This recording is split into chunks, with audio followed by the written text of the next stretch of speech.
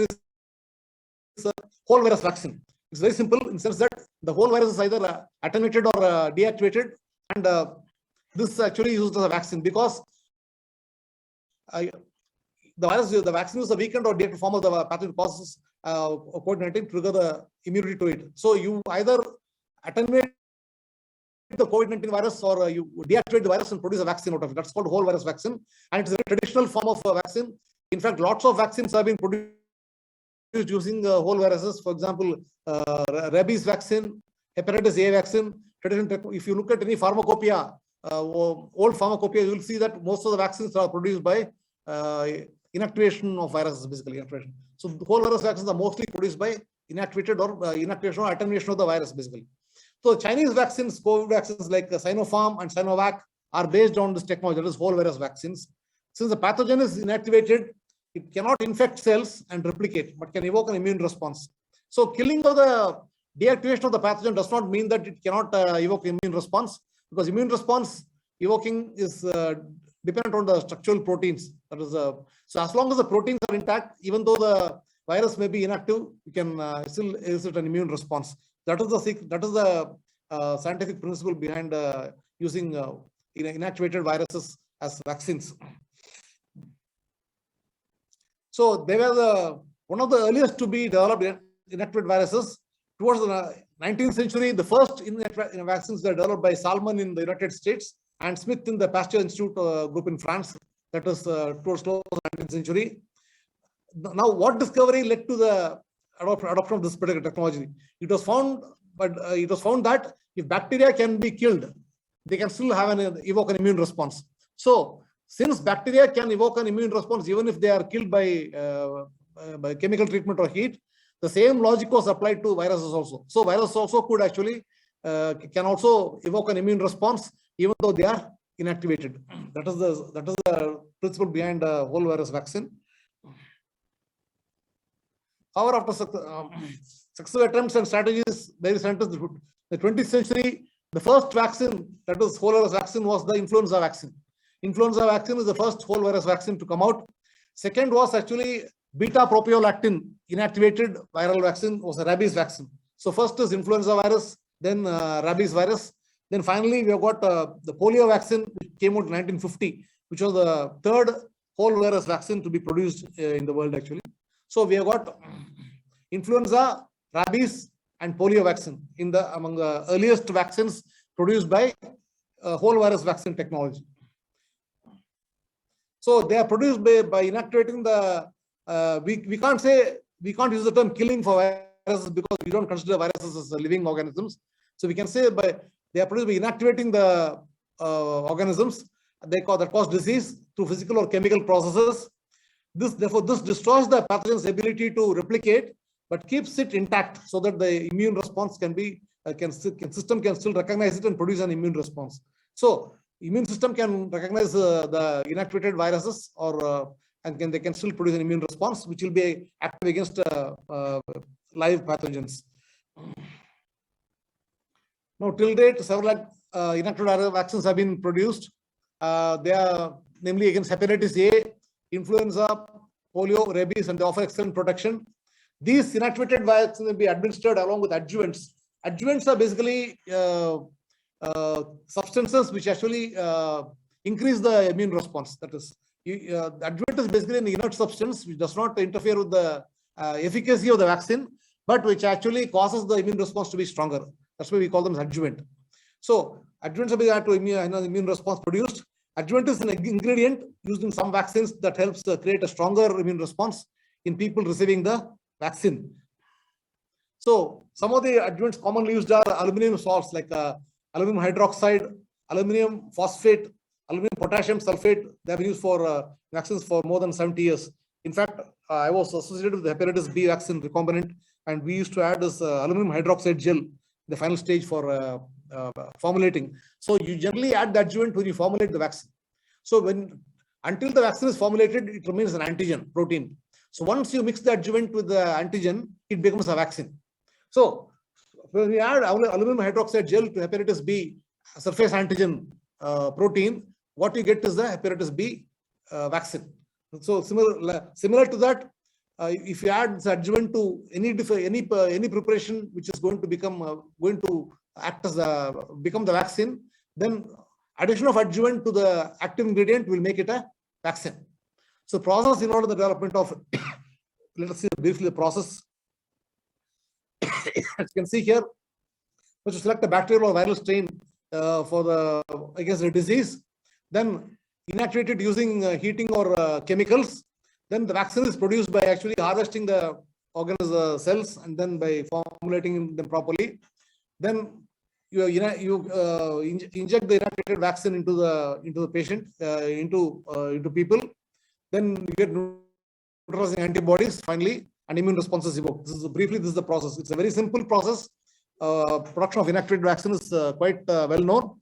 It's not a new technology, but still it is being adopted worldwide because they produce excellent protection. Now let's look at the steps basically. So whole viruses or bacteria are extracted and grown in culture. Viruses or bacteria that are inactivated by killing or by chemicals such as formalin or formaldehyde or beta propiolactone, that is BPL. Then the inactivated viruses or bacteria are then produced in large quantities. Means so that you will be able to produce millions of doses of the vaccine so that they can be given to the entire population prepared for use of the vaccine. So what are the advantages of vaccines? Because they are proven to be extremely safe as don't contain any live components. So since the organisms in the vaccine are completely inactivated, there's no question of any disease spreading from that. The pathogen is completely inactivated, so there's no question of any disease or the disease being caused by the pathogen. It can be given to special populations such as old people, geriatric populations, pregnant women, and also to children, infants, babies basically. So they can be given to that.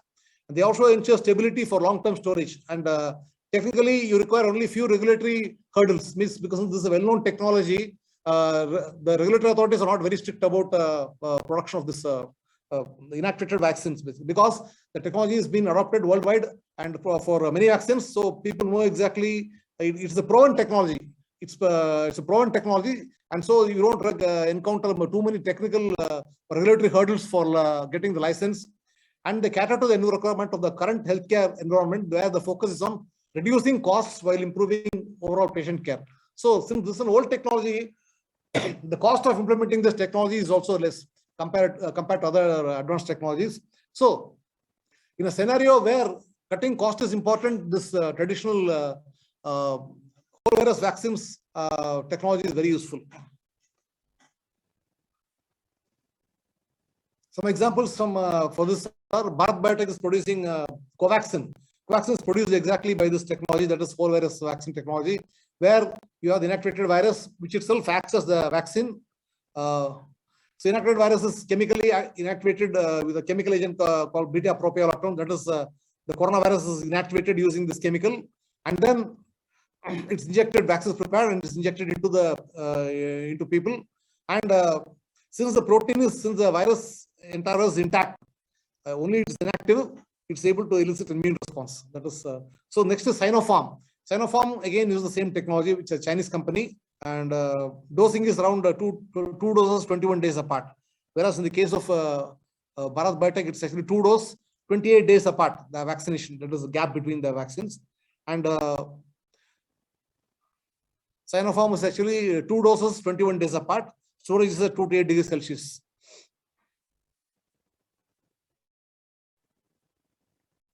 Next is subunit vaccine.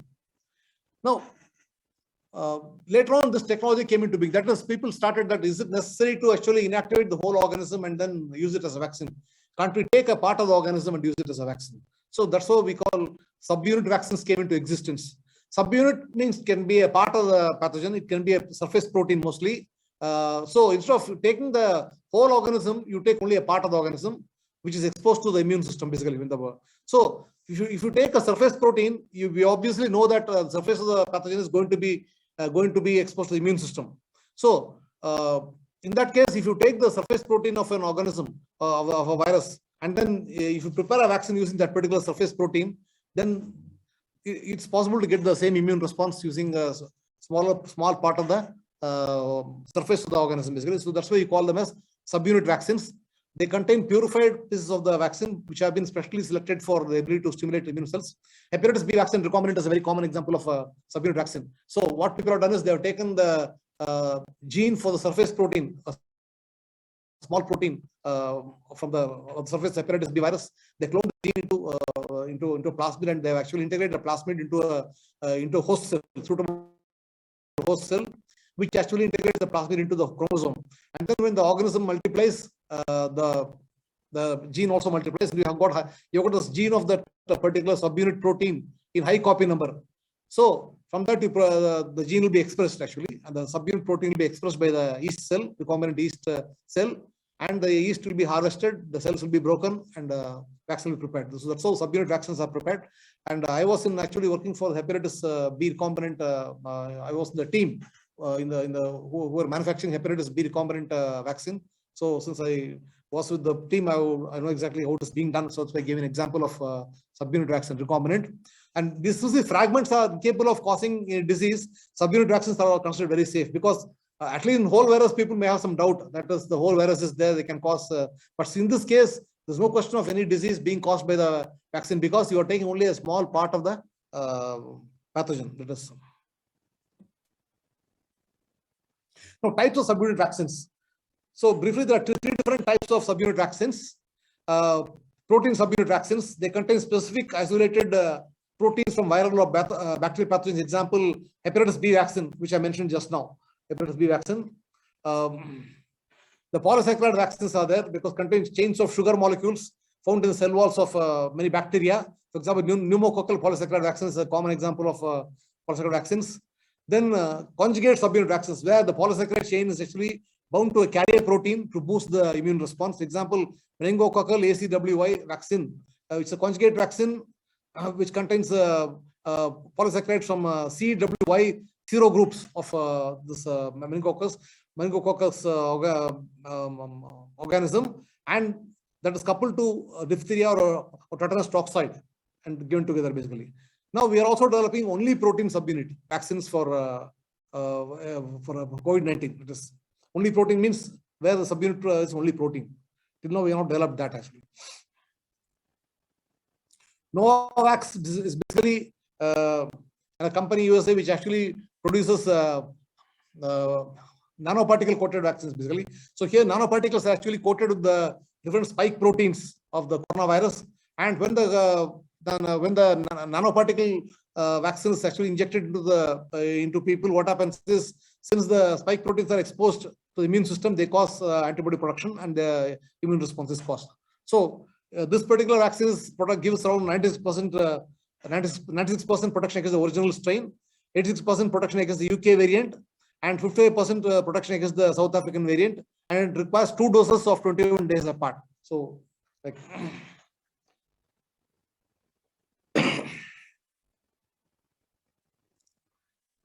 then there's something called viral vector vaccine. So viral vector vaccines, they differ from most conventional vaccines that they don't actually introduce the antigen into the body basically. Here, what is antigen? Antigen is the surface protein or some part of the virus or the pathogen. So these vector virus based vaccines do not directly introduce the antigen into the people's bodies. Instead, they cause the biochemical machinery of the cells of the human body to manufacture these antigens themselves. So here, what these viral vector vaccines do is that through them you can actually introduce the genetic material of the virus, that is the pathogen, into the human body. And when the genetic material reaches the cells, genetic material uses the machinery of the person, biochemical machinery, to synthesize the antigens themselves. And since the antigens are foreign proteins to the human body, automatically there will be an immune response by the body against these antigens. So the adenovirus based the viral vector vaccines, actually examples are Johnson & Johnson's vaccine, which is actually again a viral vector vaccine. Similarly, Sputnik 5 is an adenovirus, it's a viral vector vaccine, and also our Covishield or Oxford vaccine. That's also these three are actually viral vector based vaccines. They don't actually introduce the any pathogenic, any part of the pathogen into the human body, they just introduce the DNA, the genetic material, which will enter the host cell, means the people's cell, body cells, and then they cause the cells to produce the actual antigen, which is going to actually elicit an immune response. So the immune system detects those the antigen protein manufactured by the human body as foreign proteins, and then they actually develop mount an immune response against those proteins. So that's how the viral vector vaccines work basically. So by infecting cells and instructing them to make large amounts of antigen, which then trigger an immune response, the vaccine mimics. So what viral vector vaccines, how they work is that they exactly work when the scenario is very similar to exactly the same as when an actual pathogen infects the human body. Only thing is that the viral vector here is not a pathogen. It only introduces the genetic material, that is the DNA here. After that, whatever happens is very similar to actual infection, which happens when the organism infects. So by giving the genetic material into the human body, the viral vector vaccines will cause the human bodies to actually manufacture the vaccine using their own biochemical machinery to produce the antigen against which the immune response will be mounted.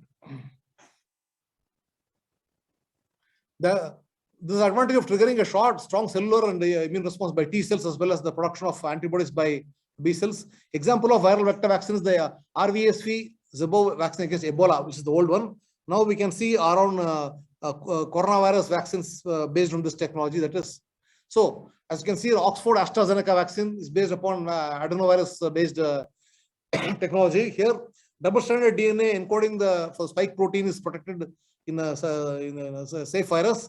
The infected cell expresses the spike protein, that is human cell, which leads to immune response. So efficacy of this vaccine is 82% against the original strain, and 10% against South Africa variant, not very much. And 2 doses are given 12 weeks apart. That is the Oxford AstraZeneca vaccine, which is very popular in India. It's also called as AOX1 or AZD1222. That is Covishield, as they call it in India. Then Johnson & Johnson vaccine, which is actually widely used in USA. Again, it's a viral vector vaccine. A double-stranded DNA is encoding the spike proteins actually enclosed in sent into the cell through an adenovirus, which actually passes the genetic material into the cells. Cells will express the spike protein, and then immune response is mounted. Efficacy is 72% is original strain, and then moderate to severe cases 57% against the South Africa variant. Only 1 dose is sufficient for this. Unlike other vaccines, which require 2 doses, Johnson & Johnson requires only 1 dose. Then finally, Sputnik 5, which is also being adopted in India. That's Gamaleya Institute by Russia, who developed this vaccine. Again, double-stranded DNA. Actually, if you see here, the Gamaleya vaccines, they actually code for 2 different proteins. That is, first is AD26 spike protein. Second dose is AD20, AD5, basically. So there's slight variation here, actually. Whereas in the previous case also, actually, there's only 1 protein, basically. Whereas in this case, Sputnik 5, it is 2 proteins. So first dose is based upon AD20, second is based upon AD5. So double-stranded DNA, again, encoding for the spike proteins is encapsulated in a virus. Infected cell, again, will actually produce the antigen, that is the spike protein, against which immune response will be given. So efficacy is 91% against the original strain. The efficacy against the other strain variant is not known. Dosing is 0.5 ml dose, 2 doses, 21 days apart. Again, for the Russian Gamaleya vaccine. Now, DNA vaccines. So till now we have seen inactivated vaccines. Then we saw subunit vaccines. Then we saw adenovirus-based viral vector vaccines. Now we'll see DNA vaccines. Now, DNA vaccines, the name itself implies they consist of a piece of DNA encoding the antigen. It's first inserted into a bacterial plasmid. So take the gene coding for a particular protein encoding antigen, and then insert the bacterial plasmid. Inject the plasmid into a host as a vaccine. Then the DNA plasmids carrying the antigen are usually injected into the muscle. Now, one of the challenges here is to how to get the DNA fragment into the cell, because anyway, once you give DNA, the biochemical machinery of the human body has to use the DNA to manufacture the antigen using its own biochemical machinery. So, but since the biochemical machinery is situated inside the cell, the challenge is to get the DNA into the cell, basically. With the case of adenovirus vaccines, based vaccines, the adenovirus was able to directly inject the genetic material into the cells. But in this case, since we are injecting only the DNA, we have to find some means to get the DNA into the cells using. So, because the machinery for producing the translating the DNA into the protein is present in the cells only. So various technologies have been developed to aid this process, such as electroporation is basically using small pulses of electric current to create temporary pores in the membrane through which DNA can be injected. Second is a gene gun, which uses helium to propel DNA into skin cells. Then encapsulating the DNA. And the third is to encapsulate the DNA in nanoparticles so that which can be taken by the cell, which can fuse the cell membrane.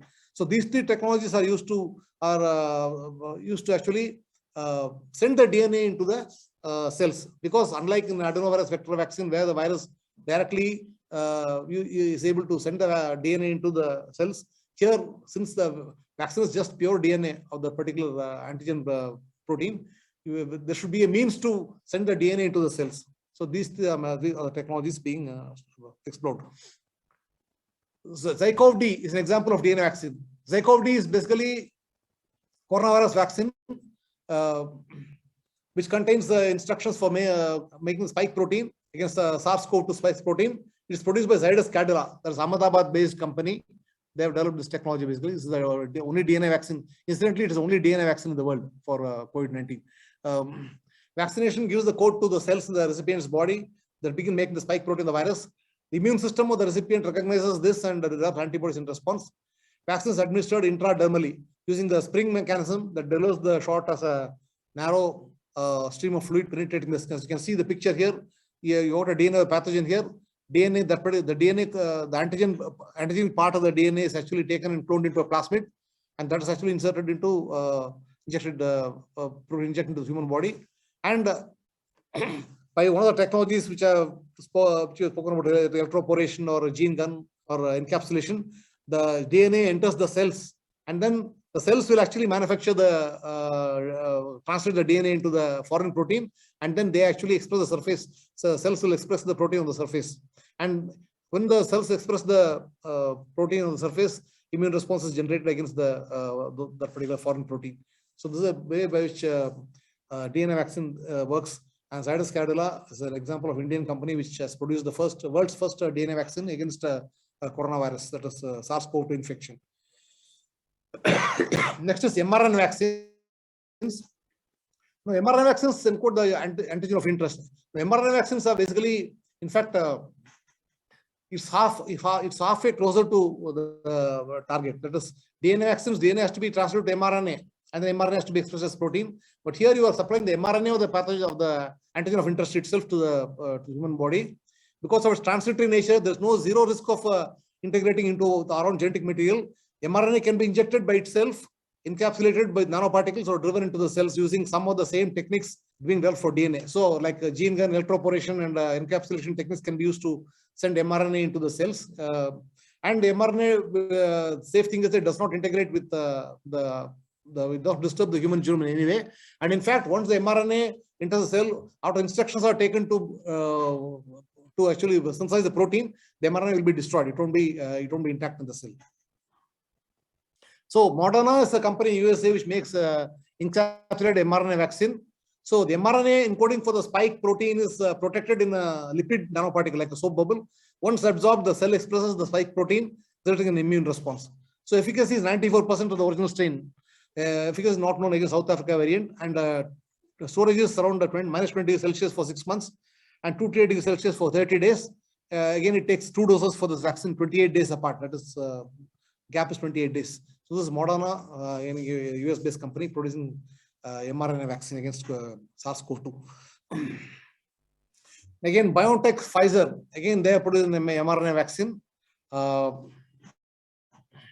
again is a US-based company, and BioNTech actually the company is a German-based company basically. So they are collaborating to make this BioNTech Pfizer vaccine. Again, mRNA is actually encapsulated in a suitable nanoparticle, and then the technology is the same. The spike protein is the mRNA for spike protein is given into the cells. The human cells synthesize the spike protein, and then immune system actually recognizes that and develops the antibodies for this. Efficacy is 96%. However, storage temperature is around minus 70 degrees Celsius. And because since this vaccine is has not been adopted in India very widely, because in India we don't have such stringent storage facilities for large amounts of vaccine, that is around minus 70 degrees Celsius. So it's better to go for, that's why we have found it better to go for other vaccines where the temperature of storage is much higher compared to minus 70 degrees Celsius. So this is the only problem with the BioNTech Pfizer vaccine, because storage temperatures very low, minus 70 degrees Celsius. So this is a brief thing how mRNA COVID vaccine and vaccines work. Like the one that Costco is named after the crown-like spikes on their surface called spike proteins. mRNA basically is, is a messenger RNA, which is actually copied from the DNA basically. And when it goes into the cell, it does not disturb the genome of the host genome. It actually only delivers the instructions for manufacturing the protein. And once the protein is actually manufactured, the mRNA is destroyed. So that's why mRNA vaccines are quite safe. So that actually completes the presentation on this COVID-19 vaccines, current technologies for that. Thank you.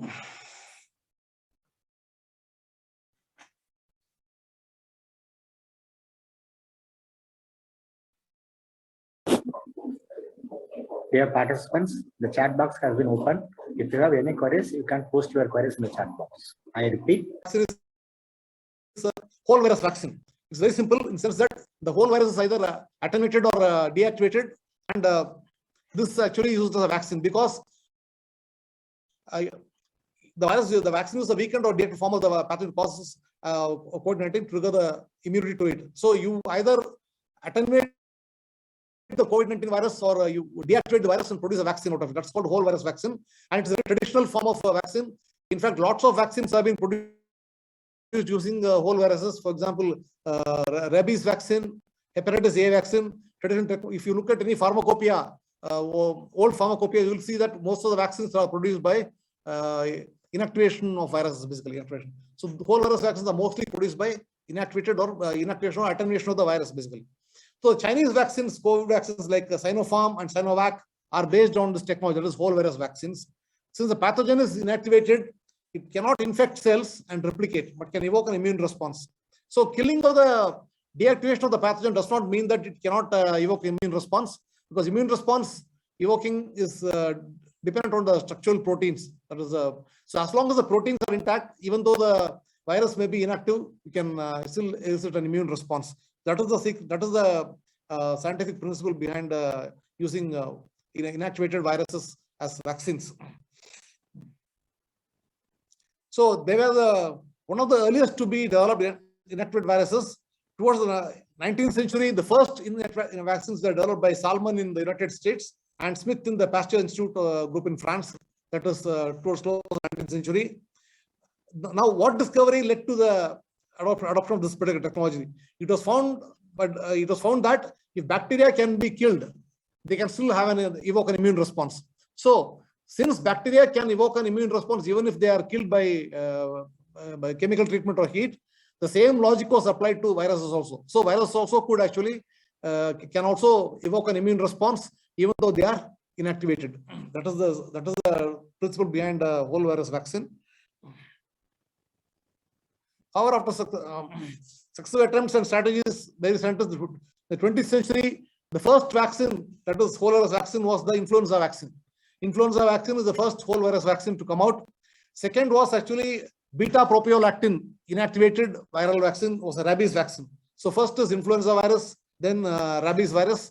Then finally, we have got the polio vaccine, which came out in 1950, which was the third whole virus vaccine to be produced in the world actually.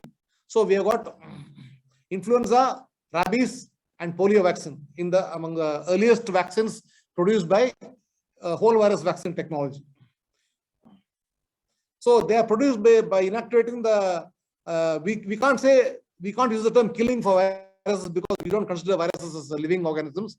So we can say they are produced by inactivating the organisms that cause disease through physical or chemical processes. Therefore, this destroys the pathogen's ability to replicate, but keeps it intact so that the immune response can be system can still recognize it and produce an immune response.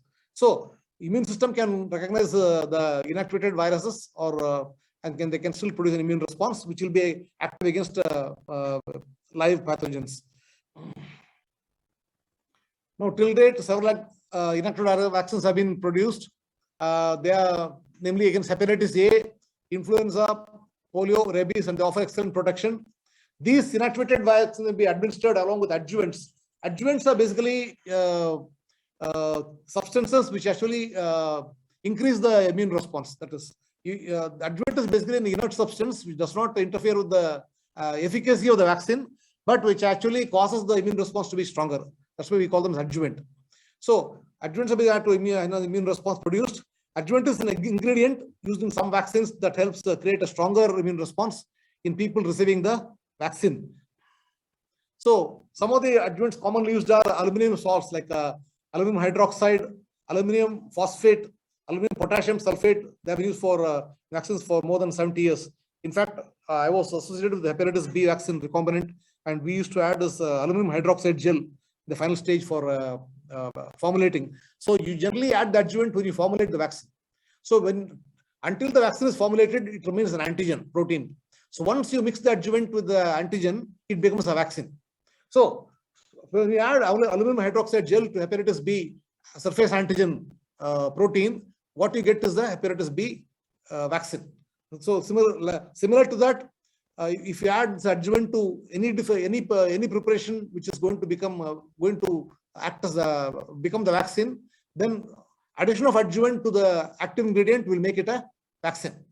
So process involved in the development of let us see briefly the process. As you can see here, we select a bacterial or viral strain for against the disease, then inactivate it using heating or chemicals.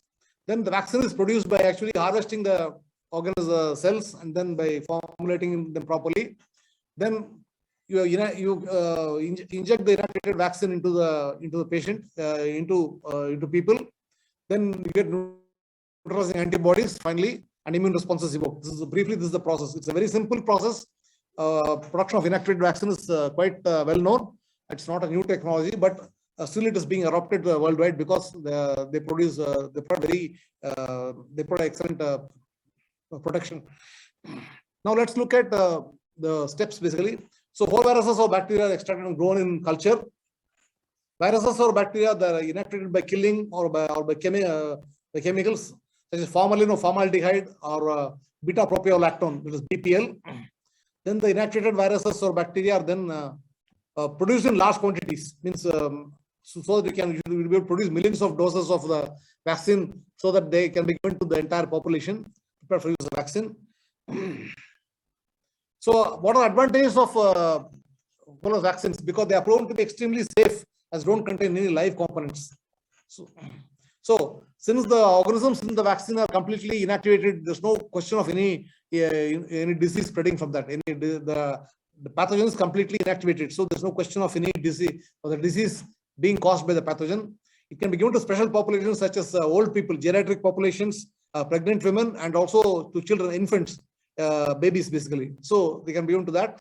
And they also ensure stability for long-term storage. And technically, you require only few regulatory hurdles. Means because this is a well-known technology, the regulatory authorities are not very strict about production of this inactivated vaccines because the technology has been adopted worldwide and for many vaccines. So people know exactly it's a proven technology. It's a proven technology, and so you don't encounter too many technical regulatory hurdles for getting the license. And they cater to the new requirement of the current healthcare environment, where the focus is on reducing costs while improving overall patient care. So since this is an old technology, the cost of implementing this technology is also less compared to other advanced technologies. So in a scenario where cutting cost is important, this traditional whole virus vaccines technology is very useful. Some examples for this are Bharat Biotech is producing Covaxin. Covaxin is produced exactly by this technology, that is whole virus vaccine technology, where you have the inactivated virus, which itself acts as the vaccine. So inactivated virus is chemically inactivated with a chemical agent called beta-propiolactone. That is the coronavirus is inactivated using this chemical, and then it's injected. Vaccine is prepared and it's injected into the into people. And since the virus entire is intact, only it is inactive, it's able to elicit immune response. That is so. Next is Sinopharm. Sinopharm again uses the same technology, which is a Chinese company, and dosing is around two doses 21 days apart.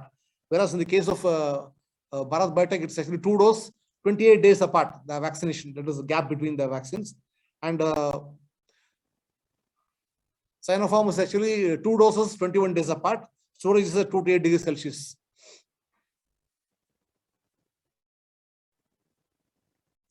Next is subunit vaccine. Now, later on, this technology came into being. That is, people started that, is it necessary to actually inactivate the whole organism and then use it as a vaccine? Can't we take a part of the organism and use it as a vaccine? So that's what we call subunit vaccines came into existence. Subunit means can be a part of the pathogen. It can be a surface protein mostly.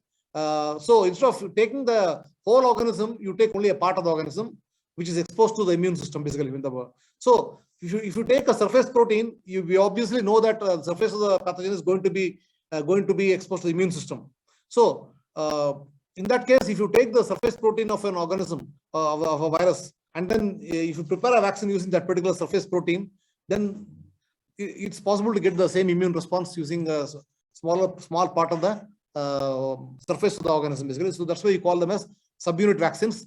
They contain purified pieces of the vaccine, which have been specially selected for the ability to stimulate immune cells. Hepatitis B vaccine recombinant is a very common example of a subunit vaccine. So what people have done is they have taken the gene for the surface protein, a small protein from the surface hepatitis B virus.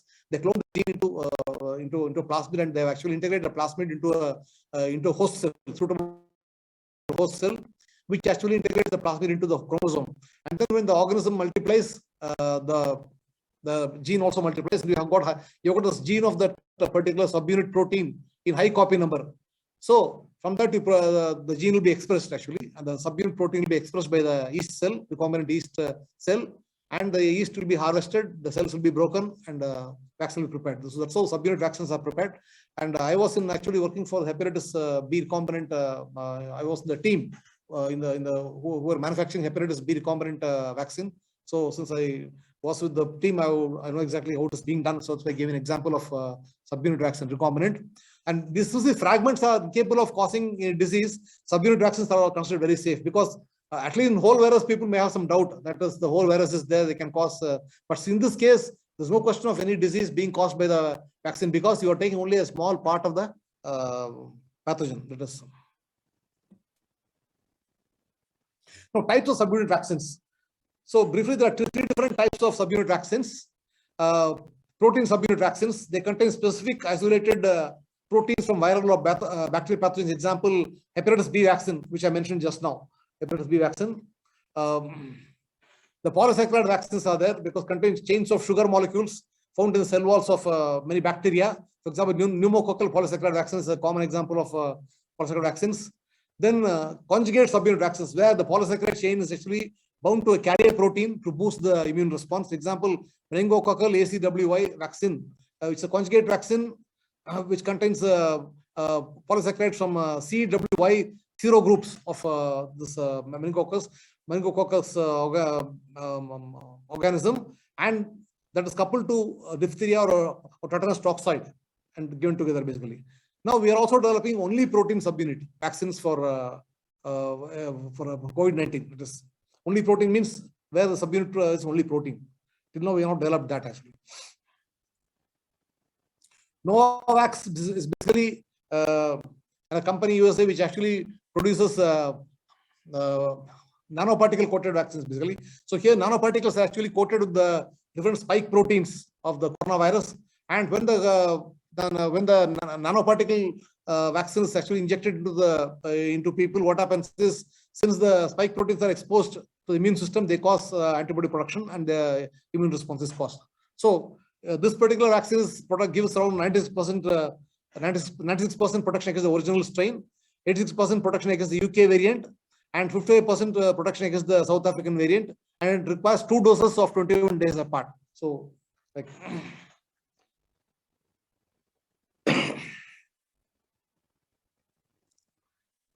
then there's something called viral vector vaccine.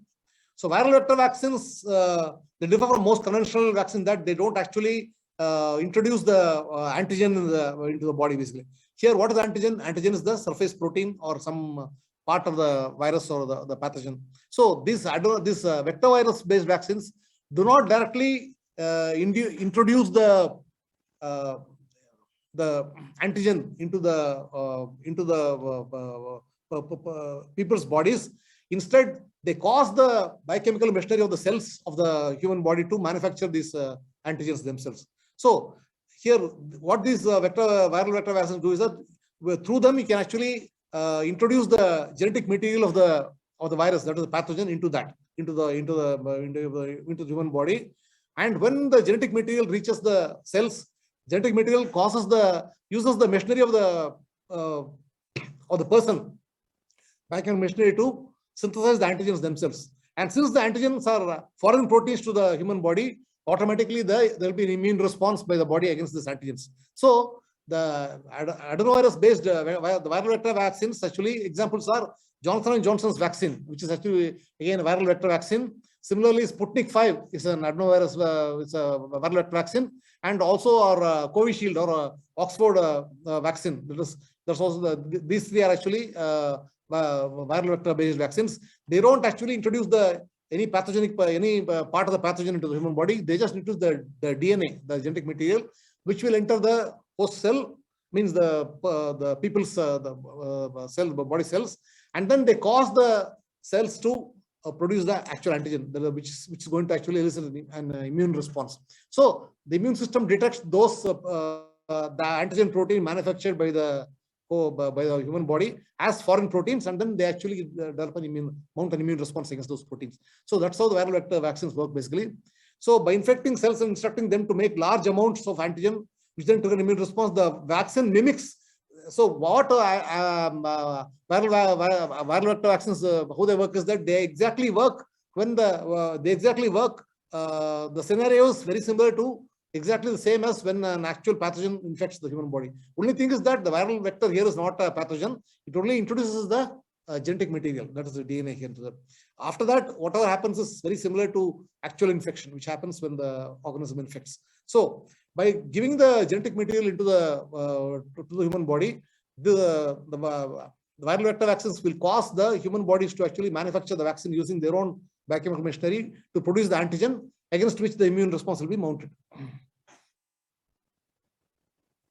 This advantage of triggering a strong cellular and immune response by T cells, as well as the production of antibodies by B cells. Example of viral vector vaccine is the RVSV Zebo vaccine against Ebola, which is the old one. Now we can see our own coronavirus vaccines based on this technology. That is, so as you can see, the Oxford AstraZeneca vaccine is based upon adenovirus based technology. Here, double-stranded DNA encoding for spike protein is protected in a safe virus. The infected cell expresses the spike protein, that is human cell, which leads to immune response. So efficacy of this vaccine is 82% against the original strain, and 10% against South Africa variant, not very much. And 2 doses are given 12 weeks apart. That is the Oxford AstraZeneca vaccine, which is very popular in India. It's also called as AOX1 or AZD1222. That is Covishield, as they call it in India. Then Johnson & Johnson vaccine, which is actually widely used in USA. Again, it's a viral vector vaccine. A double-stranded DNA is encoding the spike proteins actually enclosed in sent into the cell through an adenovirus, which actually passes the genetic material into the cells. Cells will express the spike protein, and then immune response is mounted. Efficacy is 72% is original strain, and then moderate to severe cases 57% against the South Africa variant. Only 1 dose is sufficient for this. Unlike other vaccines, which require 2 doses, Johnson & Johnson requires only 1 dose. Then finally, Sputnik 5, which is also being adopted in India. That's Gamaleya Institute by Russia, who developed this vaccine. Again, double-stranded DNA. Actually, if you see here, the Gamaleya vaccines, they actually code for two different proteins. That is, first is AD26 spike protein, second dose is AD20, AD5 basically. So there's slight variation here actually. Whereas in the previous case also actually there's only one protein basically, whereas in this case protein 5 it is two proteins. So first dose is based upon AD20, second is based upon AD5. So double-stranded DNA again encoding for the spike protein is encapsulated in a virus. Infected cell again will actually produce the antigen, that is the spike protein, which against which immune response will be given. So efficacy is 91% against the original strain. The efficacy against the other strain variant is not known. Dosing is 0.5 ml dose, 2 doses, 21 days apart. Again for this Russian Gamaleya vaccine. Now DNA vaccines. So till now we have seen inactivated vaccines. Then we saw subunit vaccines. Then we saw adenovirus-based viral vector vaccines. Now we'll see DNA vaccines. Now DNA vaccines, the name itself implies they consist of a piece of DNA encoding the antigen. It's first inserted into a bacterial plasmid. So take the gene coding for a particular protein encoding antigen and then insert the bacterial plasmid. Inject the plasmid into a host as a vaccine. Then the DNA plasmids carrying the antigen are usually injected into the muscle.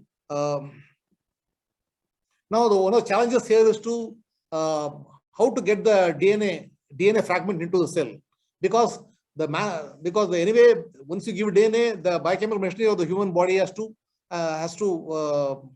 use the DNA to manufacture the antigen using its own biochemical machinery. So, but since the biochemical machinery is situated inside the cell, the challenge is to get the DNA into the cell basically. With the case of adenovirus based vaccines, the adenovirus is able to directly inject the genetic material into the cells. But in this case, since we are injecting only the DNA, we have to find some means to get the DNA into the cells using. So, because the machinery for producing translating the DNA into the protein is present in the cells only. So, various technologies have been developed to aid this process, such as electroporation is basically using small pulses of electric current to create temporary pores in the membrane through which DNA can be injected. Second is a gene gun, which uses helium to propel DNA into skin cells. Then encapsulating the DNA. And the third is to encapsulate the DNA in nanoparticles so that which can be taken by the cell, which can fuse the cell membrane. So these three technologies are used to actually send the DNA into the cells, because unlike in adenovirus vector vaccine where the virus directly is able to send the DNA into the cells, here since the vaccine is just pure DNA of the particular antigen protein, there should be a means to send the DNA into the cells. So these are the technologies being explored. So ZyCoV-D is an example of DNA vaccine. ZyCoV-D is basically coronavirus vaccine, which contains the instructions for making spike protein against the SARS-CoV-2 spike protein. It is produced by Zydus Cadila. That is Ahmedabad-based company. They have developed this technology basically. This is the only DNA vaccine. Incidentally, it is the only DNA vaccine in the world for COVID-19. Vaccination gives the code to the cells in the recipient's body that begin making the spike protein, the virus. The immune system of the recipient recognizes this and develops antibodies in response. Vaccine is administered intradermally using the spring mechanism that delivers the shot as a narrow stream of fluid penetrating the skin. As you can see the picture here. You got a DNA pathogen here. DNA, the antigen part of the DNA is actually taken and cloned into a plasmid, and that is actually inserted into injected into the human body. And by one of the technologies which are spoken about, electroporation or a gene gun or encapsulation, the DNA enters the cells, and then the cells will actually manufacture translate the DNA into the foreign protein, and then they actually express the surface. So cells will express the protein on the surface. And when the cells express the protein on the surface, immune response is generated against that particular foreign protein. So this is a way by which DNA vaccine works. And Zydus Cadila is an example of Indian company which has produced the world's first DNA vaccine against coronavirus, that is SARS-CoV-2 infection. Next is mRNA vaccines. Now, mRNA vaccines encode the antigen of interest. Now, mRNA vaccines are basically, in fact, it's halfway closer to the target. That is, DNA vaccines, DNA has to be transferred to mRNA, and the mRNA has to be expressed as protein. But here you are supplying the mRNA of the pathogen of the antigen of interest itself to the human body. Because of its transitory nature, there's no zero risk of integrating into our own genetic material. mRNA can be injected by itself, encapsulated by nanoparticles, or driven into the cells using some of the same techniques being developed for DNA. So like gene gun, electroporation, and encapsulation techniques can be used to send mRNA into the cells. And mRNA, safe thing is it does not integrate with it does not disturb the human genome in any way. And in fact, once the mRNA enters the cell, after instructions are taken to actually synthesize the protein, the mRNA will be destroyed. It won't be intact in the cell. So Moderna is a company in USA which makes encapsulated mRNA vaccine. So the mRNA encoding for the spike protein is protected in a lipid nanoparticle like a soap bubble. Once absorbed, the cell expresses the spike protein, resulting in immune response. So efficacy is 94% of the original strain. Efficacy is not known against South Africa variant, and storage is around minus 20 degrees Celsius for 6 months and 238 degrees Celsius for 30 days. Again, it takes 2 doses for this vaccine 28 days apart. That is, gap is 28 days. So this is Moderna, a US-based company producing mRNA vaccine against SARS-CoV-2. Again, BioNTech, Pfizer, again they are producing an mRNA vaccine. Pfizer again is a US-based company, and BioNTech, actually the company is a German-based company basically. So they are collaborating to make this BioNTech Pfizer vaccine. Again, mRNA is actually encapsulated in a suitable nanoparticle, and then the technology is the same. The spike protein is the mRNA for spike protein is given into the cells. The human cells synthesize the spike protein, and then immune system actually recognizes that and develops the antibodies for this. Efficacy is 96%. However, storage temperature is around minus 70 degrees Celsius, and because since this vaccine is has not been adopted in India very widely, because in India we don't have such stringent storage facilities for large amounts of vaccine, that is around minus 70 Celsius. So it's better to go for, that's why we have found it better to go for other vaccines where the temperature of storage is much higher compared to minus 70 degrees Celsius. So this is the only problem with the BioNTech Pfizer vaccine, because storage temperatures very low, minus 70 degrees Celsius. So this is a brief thing how mRNA COVID vaccine and vaccines work.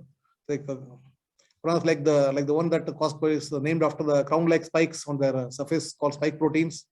mRNA basically is a messenger RNA which is actually copied from the DNA basically, and when it goes into the cell, it does not disturb the genome of the host genome. It actually only delivers the instructions for manufacturing the protein, and once the protein is actually manufactured, the mRNA is destroyed. So that's why mRNA vaccines are quite safe. So that actually completes the presentation on this COVID-19 vaccines, current technologies for that. Thank you.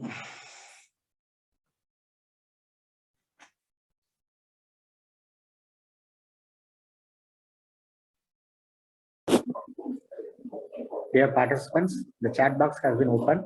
If you have any queries, you can post your queries in the chat box. I repeat. It's a whole virus vaccine. It's very simple in the sense that the whole virus is either attenuated or deactivated, and this actually used as a vaccine because the vaccine is a weakened or deactivated form of the pathogen process of COVID-19 trigger the immunity to it. So you either attenuate the COVID-19 virus or you deactivate the virus and produce a vaccine out of it. That's called whole virus vaccine, and it's a traditional form of vaccine.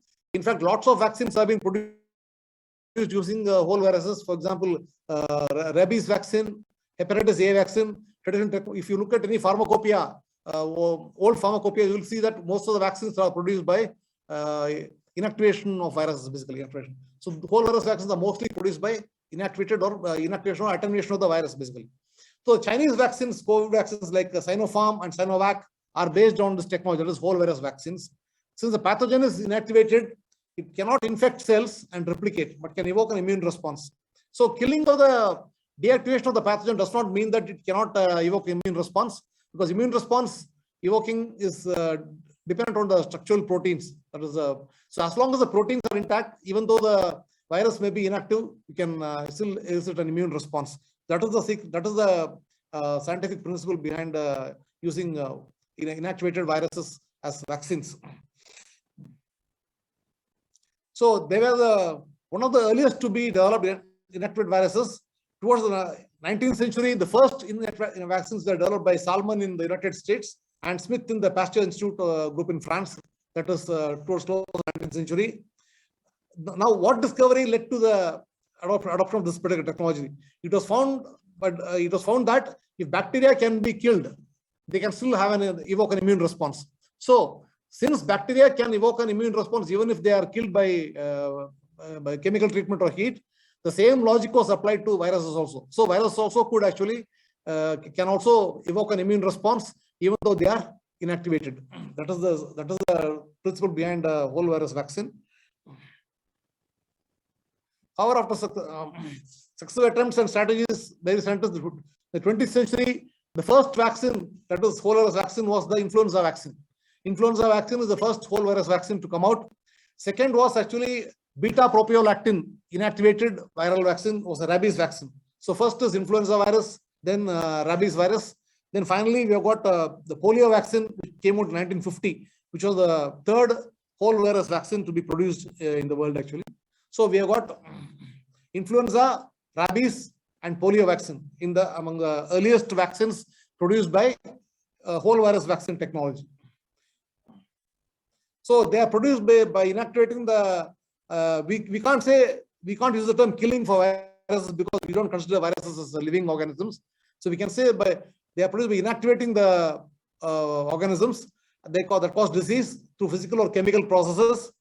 Therefore, this destroys the pathogen's ability to replicate, but keeps it intact so that the immune response system can still recognize it and produce an immune response. So, immune system can recognize the inactivated viruses and they can still produce an immune response, which will be active against live pathogens. Now, till date, several inactivated vaccines have been produced.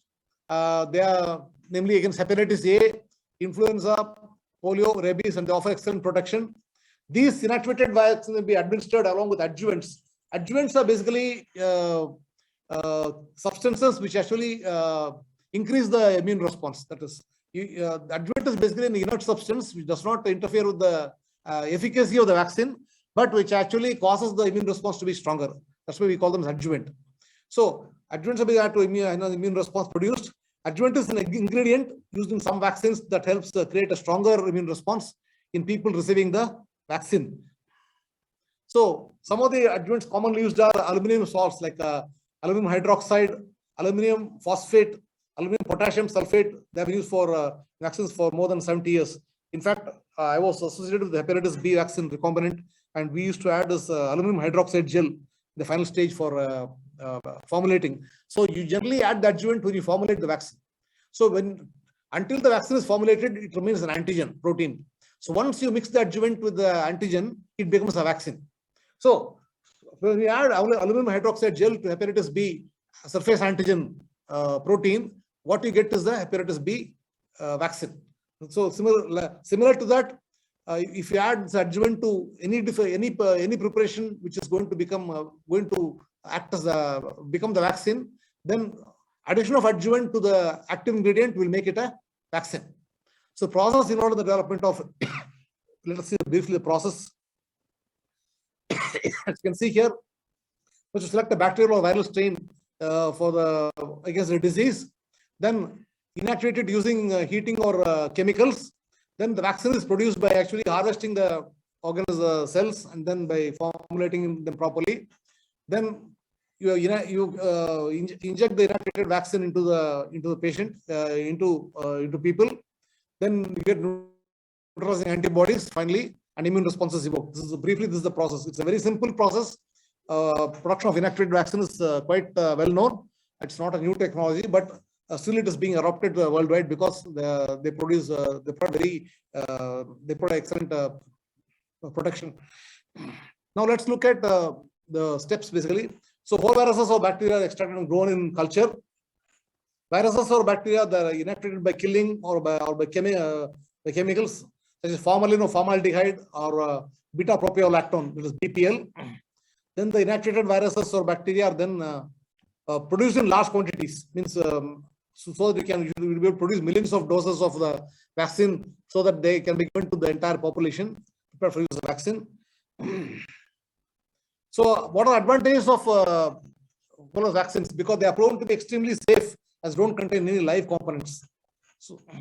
So since the organisms in the vaccine are completely inactivated, there's no question of any disease spreading from that. The pathogen is completely inactivated, so there's no question of any disease or the disease being caused by the pathogen. It can be given to special populations such as old people, geriatric populations, pregnant women, and also to children, infants, babies basically. So they can be given to that. They also ensure stability for long-term storage. And technically, you require only few regulatory hurdles. Means because this is a well-known technology, the regulatory authorities are not very strict about production of this inactivated vaccines, because the technology has been adopted worldwide and for many vaccines. So people know exactly it's a proven technology. It's a proven technology, and so you don't encounter too many technical regulatory hurdles for getting the license. And they cater to the new requirement of the current healthcare environment, where the focus is on reducing costs while improving overall patient care. So since this is an old technology, the cost of implementing this technology is also less compared to other advanced technologies. So in a scenario where cutting cost is important, this traditional whole virus vaccines technology is very useful. Some examples from for this are Bharat Biotech is producing Covaxin. Covaxin is produced exactly by this technology, that is whole virus vaccine technology, where you have the inactivated virus, which itself acts as the vaccine. So inactivated virus is chemically inactivated with a chemical agent called beta-propiolactone. That is the coronavirus is inactivated using this chemical, and then it's injected. Vaccine is prepared and it's injected into the into people. And since the virus entire is intact, only it's inactive, it's able to elicit immune response. That is so. Next is Sinopharm. Sinopharm again uses the same technology, which is a Chinese company, and dosing is around two doses 21 days apart. Whereas in the case of Bharat Biotech, it's actually 2 doses 28 days apart, the vaccination. That is the gap between the vaccines. And Sinopharm is actually 2 doses 21 days apart. Storage is at 2 to 8 degrees Celsius.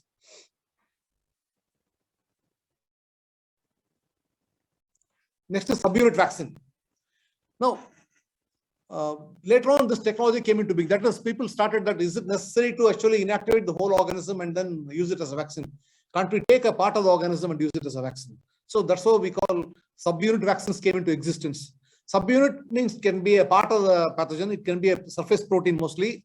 So instead of taking the whole organism, you take only a part of the organism, which is exposed to the immune system basically. So if you take a surface protein, we obviously know that the surface of the pathogen is going to be exposed to the immune system.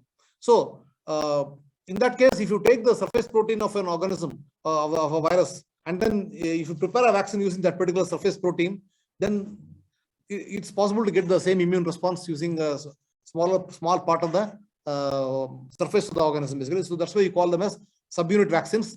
They contain purified pieces of the vaccine, which have been specially selected for the ability to stimulate immune cells.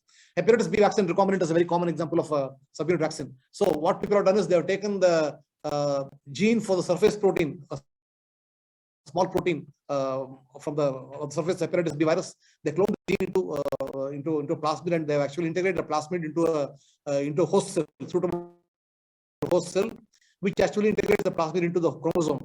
And then when the organism multiplies, the gene also multiplies. You have got this gene of that particular subunit protein in high copy number.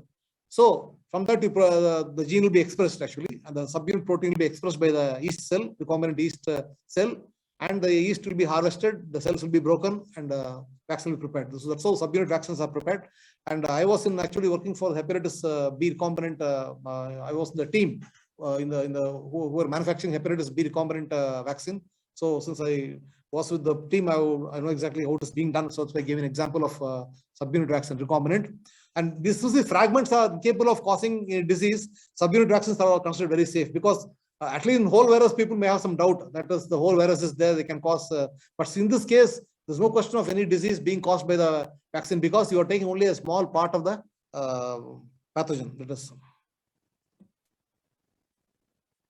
Now, types of subunit vaccines. So briefly, there are three different types of subunit vaccines. protein subunit vaccines, they contain specific isolated proteins from viral or bacterial pathogens. Example, hepatitis B vaccine, which I mentioned just now. Hepatitis B vaccine. The polysaccharide vaccines are there because contains chains of sugar molecules found in the cell walls of many bacteria. For example, pneumococcal polysaccharide vaccine is a common example of polysaccharide vaccines. Then conjugate subunit vaccines, where the polysaccharide chain is actually bound to a carrier protein to boost the immune response. For example, meningococcal ACWY vaccine, it's a conjugate vaccine which contains polysaccharides from CWY serogroups of this meningococcus organism, and that is coupled to diphtheria or tetanus toxoid and given together basically. Now we are also developing only protein subunit vaccines for COVID-19. It is only protein means where the subunit is only protein. Till now we have not developed that actually. Novavax is basically a company USA which actually produces nanoparticle coated vaccines basically. So here nanoparticles are actually coated with the different spike proteins of the coronavirus, and when the nanoparticle vaccine is actually injected into people, what happens is, since the spike proteins are exposed to the immune system, they cause antibody production and the immune response is caused. So this particular vaccine gives around 96% protection against the original strain, 86% protection against the UK variant, and 58% protection against the South African variant, and it requires 2 doses of 21 days apart. So, like,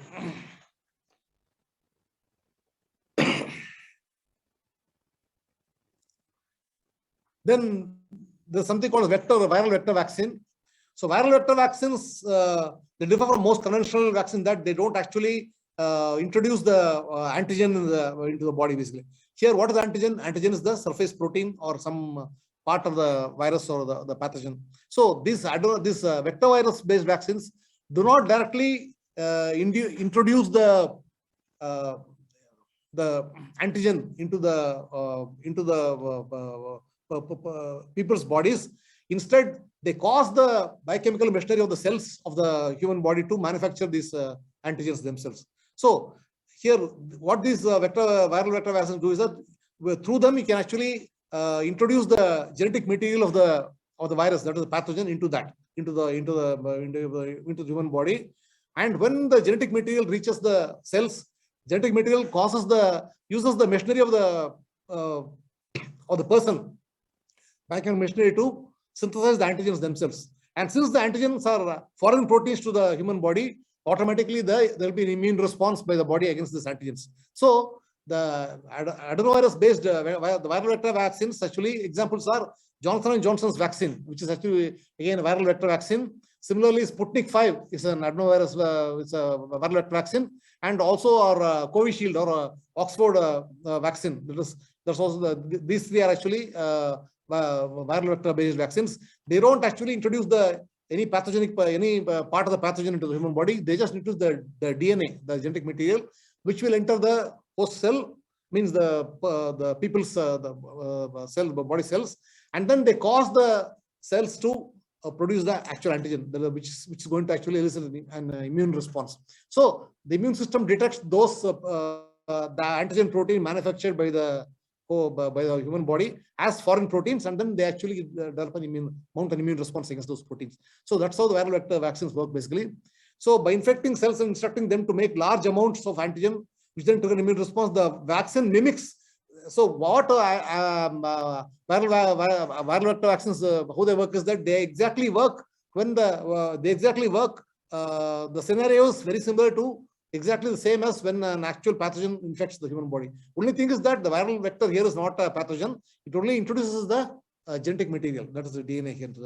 After that, whatever happens is very similar to actual infection, which happens when the organism infects. So by giving the genetic material into the human body, the viral vector vaccines will cause the human bodies to actually manufacture the vaccine using their own biochemical machinery to produce the antigen against which the immune response will be mounted. This advantage of triggering a strong cellular and immune response by T cells, as well as the production of antibodies by B cells. Example of viral vector vaccine is the RVSV Zebo vaccine against Ebola, which is the old one. Now we can see around coronavirus vaccines based on this technology. That is, so as you can see, Oxford AstraZeneca vaccine is based upon adenovirus based technology. Here, double-stranded DNA encoding the for spike protein is protected in a safe virus. The infected cell expresses the spike protein, that is human cell, which leads to immune response. So efficacy of this vaccine is 82% against the original strain, and 10% against South Africa, not very much. And 2 doses are given 12 weeks apart. That is the Oxford AstraZeneca vaccine, which is very popular in India. It's also called as AOX1 or AZD1222. That is Covishield, as they call it in India. Then Johnson & Johnson vaccine, which is actually widely used in USA. Again, it's a viral vector vaccine. A double-stranded DNA is encoding the spike proteins actually enclosed in sent into a cell through an adenovirus, which actually passes the genetic material into the cells. Cells will express the spike protein, and then immune response is mounted. Efficacy is 72% is original strain, and then moderate to severe cases 57% against the South Africa variant. Only 1 dose is sufficient for this. Unlike other vaccines, which require 2 doses, Johnson & Johnson requires only 1 dose. Then finally, Sputnik 5, which is also being adopted in India. That's Gamaleya Institute by Russia, who have developed this vaccine. Again, double-stranded DNA. Actually, if you see here, the Gamaleya vaccines, they actually code for 2 different proteins. That is, first is AD26 spike protein. Second dose is AD20, AD5, basically. So there's slight variation here, actually. Whereas in the previous case also, actually, there's only 1 protein, basically. Whereas in this case, Sputnik 5, it is 2 proteins. So first dose is based upon AD20, second is based upon AD5. So double-stranded DNA, again, encoding for the spike protein is encapsulated in a virus. Infected cell, again, will actually produce the antigen, that is the spike protein, against which immune response will be given. So efficacy is 91% against the original strain. The efficacy against the other strain variant is not known. Dosing is 0.5 ml dose, 2 doses, 21 days apart. Again, for the Russian Gamaleya vaccine. Now, DNA vaccines. So till now we have seen inactivated vaccines. Then we saw subunit vaccines. Then we saw adenovirus-based viral vector vaccines. Now we'll see DNA vaccines. Now, DNA vaccines, the name itself implies they consist of a piece of DNA encoding the antigen. It's first inserted into a bacterial plasmid. So take the gene coding for a particular protein encoding antigen, and then insert the bacterial plasmid. Inject the plasmid into a host as a vaccine. Then the DNA plasmids carrying the antigen are usually injected into the muscle. Now, one of the challenges here is to how to get the DNA fragment into the cell, because anyway, once you give DNA, the biochemical machinery of the human body has to use the DNA to manufacture the antigen using its own biochemical machinery. So, but since the biochemical machinery is situated inside the cell, the challenge is to get the DNA into the cell, basically. With the case of adenovirus based vaccines, the adenovirus was able to directly inject the genetic material into the cells. But in this case, since we are injecting only the DNA, we have to find some means to get the DNA into the cells using. So, because the machinery for producing translating the DNA into the protein is present in the cells only. So, various technologies have been developed to aid this process, such as electroporation is basically using small pulses of electric current to create temporary pores in the membrane through which DNA can be injected. Second is a gene gun, which uses helium to propel DNA into skin cells. Then encapsulating the DNA. And the third is to encapsulate the DNA in nanoparticles so that which can be taken by the cell, which can fuse the cell membrane. So these 3 technologies are used to actually send the DNA into the cells, because unlike in adenovirus vector vaccine, where the virus directly is able to send the DNA into the cells, here, since the vaccine is just pure DNA of the particular antigen protein, there should be a means to send the DNA into the cells. So these are the technologies being explored. So ZyCoV-D is an example of DNA vaccine. ZyCoV-D is basically coronavirus vaccine, which contains the instructions for making spike protein against the SARS-CoV-2 spike protein. It is produced by Zydus Cadila. That is Ahmedabad-based company. They have developed this technology basically. This is the only DNA vaccine. Incidentally, it is the only DNA vaccine in the world for COVID-19. vaccination gives the code to the cells in the recipient's body that begin making the spike protein, the virus. The immune system of the recipient recognizes this and develops antibodies in response. Vaccine is administered intradermally using the spring mechanism that delivers the shot as a narrow stream of fluid penetrating the skin. As you can see the picture here. Here you got a DNA pathogen here. DNA, the DNA, the antigen part of the DNA is actually taken and cloned into a plasmid, and that is actually inserted into injected into the human body. And by one of the technologies which are spoken about, electroporation or gene gun or encapsulation, the DNA enters the cells, and then the cells will actually manufacture translate the DNA into the foreign protein, and then they actually express the surface. So cells will express the protein on the surface. And when the cells express the protein on the surface, immune response is generated against that particular foreign protein. So this is a way by which DNA vaccine works. And Zydus Cadila is an example of Indian company which has produced the world's first DNA vaccine against coronavirus, that is SARS-CoV-2 infection. Next is mRNA vaccines. Now, mRNA vaccines encode the antigen of interest. Now, mRNA vaccines are basically, in fact, it's halfway closer to the target. That is, DNA vaccines, DNA has to be transferred to mRNA, and the mRNA has to be expressed as protein. But here you are supplying the mRNA of the pathogen of the antigen of interest itself to the human body. Because of its transitory nature, there's zero risk of integrating into our own genetic material. mRNA can be injected by itself, encapsulated by nanoparticles, or driven into the cells using some of the same techniques being developed for DNA. So, like gene gun, electroporation, and encapsulation techniques can be used to send mRNA into the cells. And mRNA, safe thing is it does not integrate with it does not disturb the human genome in any way. And in fact, once the mRNA enters the cell, after instructions are taken to actually synthesize the protein, the mRNA will be destroyed. It won't be intact in the cell.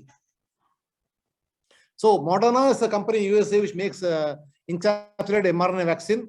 So the mRNA encoding for the spike protein is protected in a lipid nanoparticle like a soap bubble. Once absorbed, the cell expresses the spike protein, resulting in immune response. So efficacy is 94% of the original strain. Efficacy is not known against South Africa variant, and storage is around minus 20 degrees Celsius for 6 months and 238 degrees Celsius for 30 days. Again, it takes 2 doses for this vaccine 28 days apart. That is, gap is 28 days. So this is Moderna, a US-based company producing mRNA vaccine against SARS-CoV-2. Again, BioNTech, Pfizer, again they are producing an mRNA vaccine. Pfizer again is a US-based company, and BioNTech actually the company is a German-based company basically. So they are collaborating to make this BioNTech Pfizer vaccine. Again, mRNA is actually encapsulated in a suitable nanoparticle, and then the technology is the same. The spike proteins, the mRNA for spike protein is given into the cells. The human cells synthesize the spike protein, and then immune system actually recognizes that and develops the antibodies for this. Efficacy is 96%. However, storage temperature is around minus 70 degrees Celsius, and because since this vaccine is has not been adopted in India very widely, because in India we don't have such stringent storage facilities for large amounts of vaccine, that is around minus 70 Celsius. So it's better to go for, that's why we have found it better to go for other vaccines where the temperature of storage is much higher compared to minus 70 degrees Celsius. So this is the only problem with the BioNTech Pfizer vaccine, because storage temperatures very low, minus 70 degrees Celsius. So this is a brief thing how mRNA COVID vaccine and vaccines work. Like the one that Cosplay is named after the crown-like spikes on their surface called spike proteins.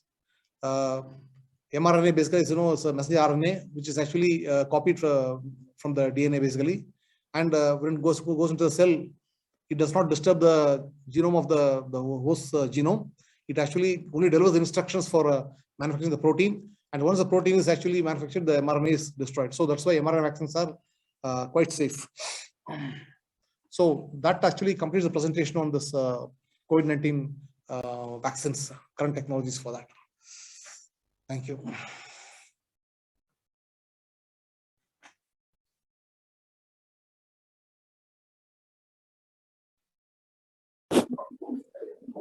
Dear participants, the chat box has been opened.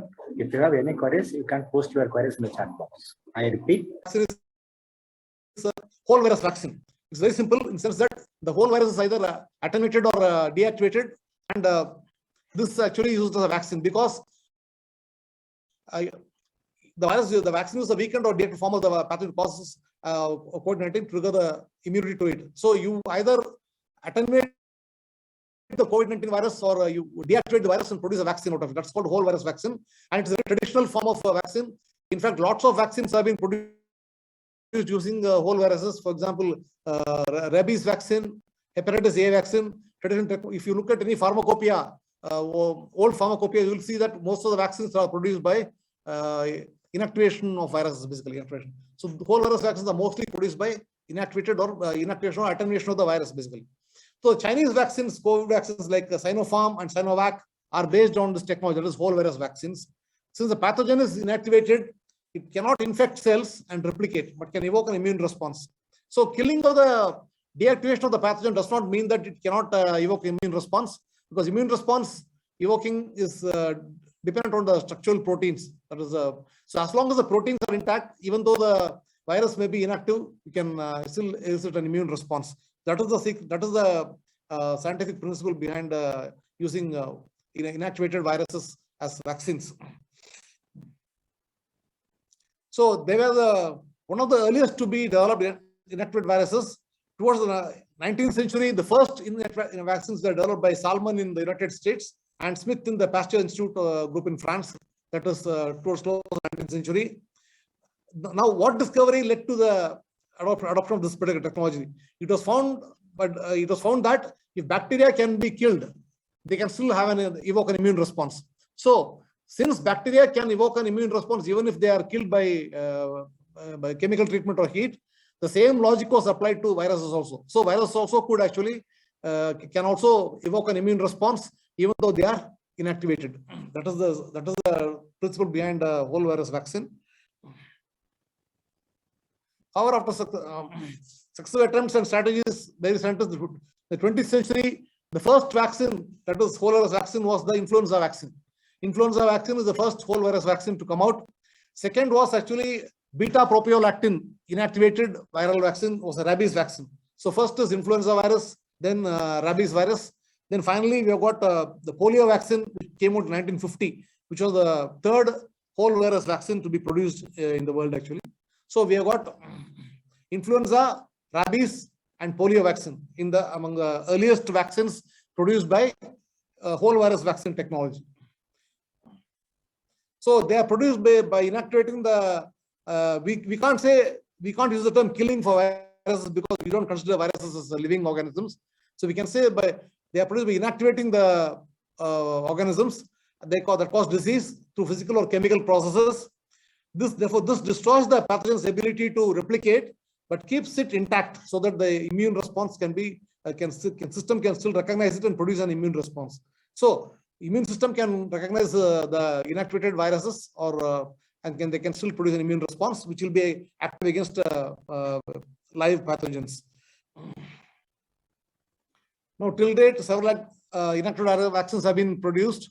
They are namely against hepatitis A, influenza, polio, rabies, and they offer excellent protection. These inactivated vaccines will be administered along with adjuvants. Adjuvants are basically substances which actually increase the immune response. That is, adjuvant is basically an inert substance which does not interfere with the efficacy of the vaccine, but which actually causes the immune response to be stronger. That's why we call them adjuvant. So, adjuvants are being added to immune response produced. Adjuvant is an ingredient used in some vaccines that helps create a stronger immune response in people receiving the vaccine. So, some of the adjuvants commonly used are aluminum salts like aluminum hydroxide, aluminum phosphate, aluminum potassium sulfate. They have been used for vaccines for more than 70 years. In fact, I was associated with the hepatitis B vaccine recombinant, and we used to add this aluminum hydroxide gel, the final stage for formulating. So you generally add the adjuvant when you formulate the vaccine. So until the vaccine is formulated, it remains an antigen protein. So once you mix the adjuvant with the antigen, it becomes a vaccine. So when we add aluminum hydroxide gel to hepatitis B surface antigen protein, what you get is the hepatitis B vaccine. So similar to that, if you add the adjuvant to any preparation which is going to become act as become the vaccine, then addition of adjuvant to the active ingredient will make it a vaccine. So process involved in the development of let us see briefly the process. As you can see here, which to select a bacterial or viral strain against the disease, then inactivated using heating or chemicals. Then the vaccine is produced by actually harvesting the organism cells and then by formulating them properly. Then you inject the inactivated vaccine into the patient, into people. Then you get neutralizing antibodies finally, and immune responses evoked. This is the process. It's a very simple process. Production of inactivated vaccine is quite well known. It's not a new technology, but still it is being adopted worldwide because they produce excellent protection. Now let's look at the steps basically. So whole viruses or bacteria are extracted and grown in culture. Viruses or bacteria that are inactivated by killing or by chemicals such as formalin or formaldehyde or beta-propiolactone, that is BPL. Then the inactivated viruses or bacteria are then produced in large quantities. Means so that you will be able to produce millions of doses of the vaccine so that they can be given to the entire population prepared for use of vaccine. So what are the advantages of vaccines? Because they are proven to be extremely safe as don't contain any live components. So since the organisms in the vaccine are completely inactivated, there's no question of any disease spreading from that. The pathogen is completely inactivated, so there's no question of any disease or the disease being caused by the pathogen. It can be given to special populations such as old people, geriatric populations, pregnant women, and also to children, infants, babies basically. So they can be given to that. And they also ensure stability for long-term storage. And technically, you require only few regulatory hurdles. Means because this is a well-known technology, the regulatory authorities are not very strict about production of this inactivated vaccines because the technology has been adopted worldwide and for many vaccines. So people know exactly it's a proven technology. It's a proven technology, and so you don't encounter too many technical regulatory hurdles for getting the license. And they cater to the new requirement of the current healthcare environment, where the focus is on reducing costs while improving overall patient care. So since this is an old technology, the cost of implementing this technology is also less compared to other advanced technologies. So in a scenario where cutting cost is important, this traditional whole virus vaccines technology is very useful. Some examples for this are Bharat Biotech is producing Covaxin. Covaxin is produced exactly by this technology, that is whole virus vaccine technology, where you have the inactivated virus, which itself acts as the vaccine. So inactivated virus is chemically inactivated with a chemical agent called beta-propiolactone. That is the coronavirus is inactivated using this chemical, and then it's injected. Vaccine is prepared and it's injected into people.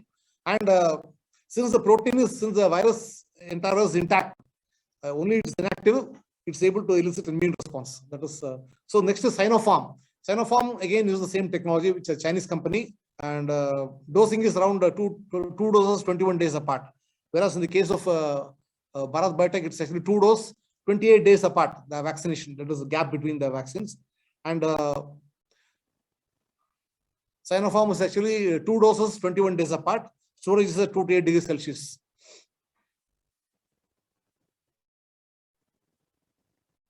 Next is subunit vaccine. Now, later on, this technology came into being. That is, people started that, is it necessary to actually inactivate the whole organism and then use it as a vaccine? Can't we take a part of the organism and use it as a vaccine? So that's what we call subunit vaccines came into existence. Subunit means can be a part of the pathogen. It can be a surface protein mostly. So instead of taking the whole organism, you take only a part of the organism, which is exposed to the immune system basically. So if you take a surface protein, we obviously know that the surface of the pathogen is going to be exposed to the immune system. So in that case, if you take the surface protein of an organism, of a virus, and then if you prepare a vaccine using that particular surface protein, then it's possible to get the same immune response using a small part of the surface of the organism, basically. So that's why you call them as subunit vaccines. They contain purified pieces of the vaccine, which have been specially selected for the ability to stimulate immune cells. Hepatitis B vaccine recombinant is a very common example of a subunit vaccine. So what people have done is they have taken the gene for the surface protein, a small protein from the surface hepatitis B virus. They cloned the gene into plasmid, and they have actually integrated the plasmid into a host cell, suitable host cell, which actually integrates the plasmid into the chromosome. And then when the organism multiplies, the gene also multiplies. You have got this gene of that particular subunit protein in high copy number. So from that, the gene will be expressed actually, and the subunit protein will be expressed by the yeast cell, recombinant yeast cell, and the yeast will be harvested, the cells will be broken, and vaccine will be prepared. So that's how subunit vaccines are prepared. And I was actually working for hepatitis B recombinant. I was in the team who were manufacturing hepatitis B recombinant vaccine. So since I was with the team, I know exactly how it is being done. So that's why I gave an example of subunit vaccine recombinant. And these fragments are capable of causing a disease. Subunit vaccines are considered very safe because at least in whole virus, people may have some doubt that is the whole virus is there, they can cause. But in this case, there's no question of any disease being caused by the vaccine because you are taking only a small part of the pathogen. That is. Now, types of subunit vaccines. So briefly, there are three different types of subunit vaccines. Protein subunit vaccines, they contain specific isolated proteins from viral or bacterial pathogens. Example, hepatitis B vaccine, which I mentioned just now. Hepatitis B vaccine. The polysaccharide vaccines are there because contains chains of sugar molecules found in the cell walls of many bacteria. For example, pneumococcal polysaccharide vaccine is a common example of polysaccharide vaccines. Then conjugate subunit vaccines, where the polysaccharide chain is actually bound to a carrier protein to boost the immune response. For example, meningococcal ACWY vaccine, it's a conjugate vaccine which contains polysaccharides from CWY serogroups of this meningococcus organism, and that is coupled to diphtheria or tetanus toxoid and given together basically. Now we are also developing only protein subunit vaccines for COVID-19. It is only protein means where the subunit is only protein. Till now we have not developed that actually. Novavax is basically a company USA which actually produces nanoparticle coated vaccines basically. So here nanoparticles are actually coated with the different spike proteins of the coronavirus, and when the nanoparticle vaccine is actually injected into people, what happens is, since the spike proteins are exposed to the immune system, they cause antibody production and the immune response is caused. So this particular vaccine gives around 96% protection against the original strain, 86% protection against the UK variant, and 58% protection against the South African variant, and it requires 2 doses of 21 days apart. So, like.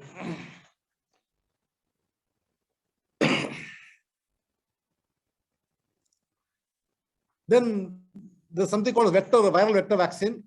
So viral vector vaccines, they differ from most conventional vaccines that they don't actually introduce the antigen into the body basically. Here, what is the antigen? Antigen is the surface protein or some part of the virus or the pathogen. So these vector virus based vaccines do not directly introduce the antigen into the people's bodies. Instead, they cause the biochemical